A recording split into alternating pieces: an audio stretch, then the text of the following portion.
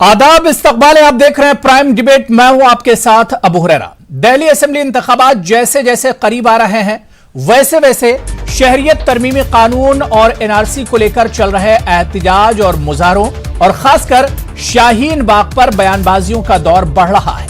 खासकर हालिया दिनों जामिया और शाहीन बाग में गोली चलने की वारदातों ने भी दिल्ली इंतखाबात का रुख बहुत हद तक मोड़ दिया है। बीजेपी लगातार शाहीन बाग के नाम पर सियासत कर रही है। बीजेपी के लीडरान अपनी रैलियों में शाहीन बाग का तज़किरा नहीं भूलती।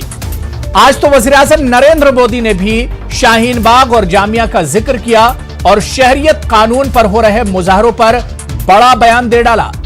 उधर पार्लियामेंट में भी इस मामले पर अपोजिशन ने जमकर हंगामा किया। बीजेपी का कहना है कि जामिया में फायरिंग के ताजा मामले का शहरियत कानून पर एहतजाज से कोई ताल्लुक नहीं है, जबकि एमआईएम सदर असदुद्दीन अवैसी ने मामले को पूरी शद्दोमत के साथ उठाया। उन्होंने काफी तनकीद की इस मामले को लेकर सरकार की। वहीं कांग्रेस रुकने पार्लिमान अधीर रंजन ने जामिया फायरिंग पर कहा कि मरकजी हुकूमत गोली से बोली बंद कराना चाहती है। दिल्ली असेंबली इंतखाबात शबाब पर है और शहरियत तरमीमी कानून का इशू चुनाव का सबसे बड़ा मुद्दा बनता जा रहा है। तरक्की और विकास का नारा देने वाली जमातों की नजरें बस शहरियत तरमीमी कानून, एनआरसी और शाहीन बाग तक महदूद होकर एक तरह से रह गई हैं और इस चुनाव का जो मरकज है, जो केंद्र है, वो शाहीन बाग बनता जा रहा है, जिस पर लगातार बयानबाजी हो रही है। आज दिल्ली इंतखाबात में वज़ीर-ए-आज़म नरेंद्र मोदी ने पहली इंतखाबी रैली की। वज़ीर-ए-आज़म नरेंद्र मोदी की दिल्ली इंतखाबात में एक तरह से एंट्री हुई और इस अपने बयान में भी वज़ीर-ए-आज़म शाहीन बाग को, जामिया के इन मुजाहरों को नहीं भूले। क्या कुछ वज़ीर-ए-आज़म ने शाहीन बाग मुजाहरे को लेकर और जामिया में जो एहतजाजी मुजाहरा चल रहा है उसे लेकर क्या कुछ कहा, सबसे पहले हम वही बयान सुनवाते हैं। सिलमपुर हो, जामिया हो या फिर शाहीन बाग, बीते कई दिनों से सिटीजनशिप अमेंडमेंट बिल को लेकर प्रदर्शन हुए। क्या ये प्रदर्शन सिर्फ एक संयोग है?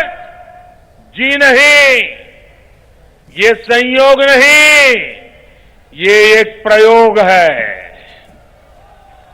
इसके पीछे राजनीति का एक ऐसा डिजाइन है जो राष्ट्र के सौहार्द को खंडित करने के इरादे रखता है।